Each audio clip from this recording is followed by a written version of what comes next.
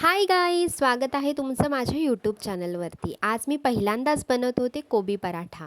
तर इथे मी कांदा चिरून घेतला आहे, त्याच्यानंतर मिरची घेतली आहे आणि कोबी घेतलेला आहे। पहिल्यांदा आपल्याला कढईत टाकायचं आहे तेल। तेल गरम झाल्यानंतर त्याच्यामध्ये जिरे टाकलेलं आहे आणि इथे अद्रक, लसूण आणि थोडीशी कोथिंबीरची पेस्ट टाकलेली आहे। त्याच्यानंतर मिरचीचे तुकडे घातले आणि कांदा टाकला।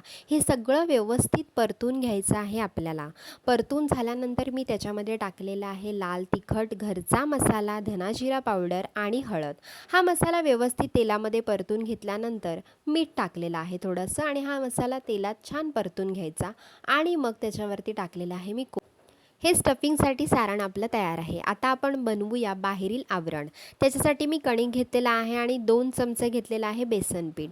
हा इथे ओवा छान हातावरती असा मळून टाकायचा आहे, त्याच्यामुळे त्याचा फ्लेवर लागतो आणि पचण्यासाठी देखील चांगला असतो। व्यवस्थित मिक्स करून घ्यायचा आहे आपल्याला आणि थोडं थोडं पाणी घालून त्याचा गोळा बनवून घ्यायचा आहे। गोळा जास्ती पातळ नाही बनवायचा आहे किंवा घट्ट नाही बनवायचा आहे। इथे मला 4 बनवायचे होते पराठे, म्हणून मी असं कट करून घेतलेलं आहे। तुम्ही पुरणपोळीला जशी वाटी बनवतो त्याप्रमाणे देखील बनवू शकता। पण मी इथे थोडीशी पोळी लाटून घेतली आहे आणि त्यामध्ये स्टफिंग भरलेलं आहे आणि व्यवस्थित असा लाटून घेतलेला आहे आपला पराठा। जास्त जाड पण नाही करायचा आणि पातळ पण नाही करायचं आहे। आणि इथे मी तूप लावून शेकून घेतलेला आहे। खमंग खरपूस असा शेकून घ्यायचा आहे, खूप टेस्टला भारी लागतो। आणि तुम्ही तेलावरती सुद्धा शेकू शकता किंवा बटरसुद्धा लावू शकता। इथे बघू शकता तो छान फुगलेला आहे। बरं, तुम्ही चॅनलवरती नवीन असाल तर चॅनलला सबस्क्राईब करा, लाईक करा आणि शेअर करा।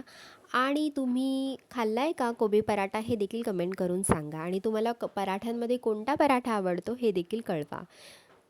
Thank you so much for the watching guys. आणि हा तुम्ही लोणच्यासोबत किंवा चटणीसोबत ट्राय करू शकता।